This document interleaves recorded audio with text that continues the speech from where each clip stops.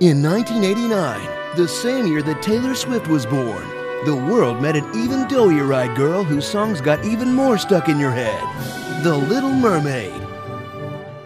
Travel under the sea to the whimsically fascist kingdom of Atlantica, where some fish are allowed to swim free, while others are forced to drag the ruling class around in their chariots, or use their own bodies as instruments.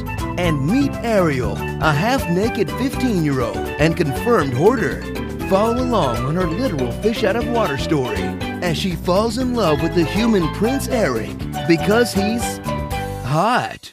He's very handsome, isn't he? He's so beautiful.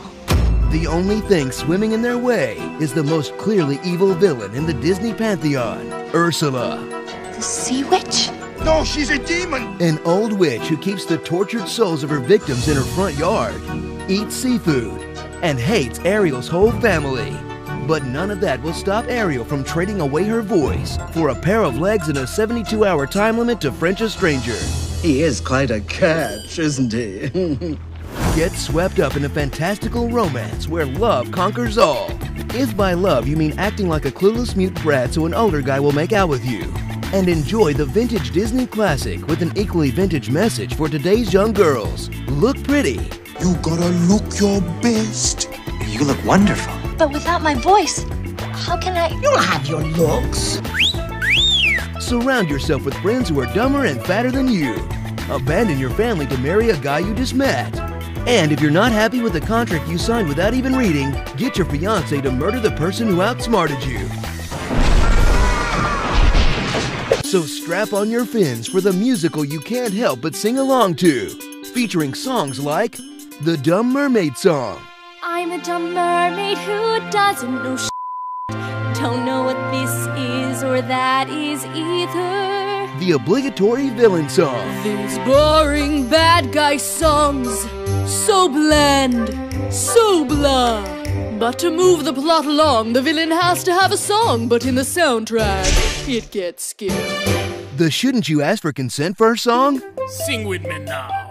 Sha-la-la-la-la, go for it too. The fish rinse sit down, good for you too. Pork the girl. Sha-la-la-la, why not raise his stakes to carpet match the dregs? Find out and pork the girl.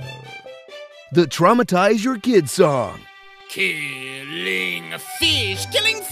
Yes, we show children this, even though the heroes are all fish. Like if they made sushi of Nemo and Dory, you'd have something as messed up as these.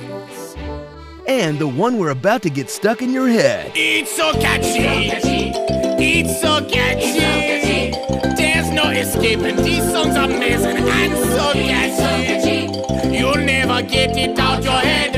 You'll sing the words until you are dead. Even when you sleep, it plays on repeat. It's so catchy.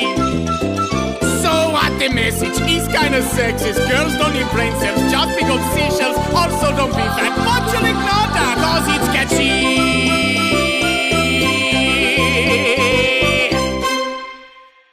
Starring Cheesewell Seashells, White Aladdin, Inky Minaj, Fish, the closest thing this movie has to a black person, Jack Gandalf, and Whining Nemo, The Little Waistline.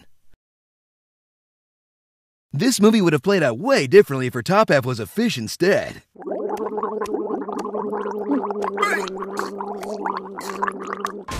Be sure to subscribe for more honest trailers. Big thanks to our friends at AVbyte for their help with the music. Go subscribe and tell them Sebastian sent you. Get off my lawn, Fluffy Thunderwinkle. Hello, I am Baymax, your personal healthcare companion. I don't fear death, death fears me.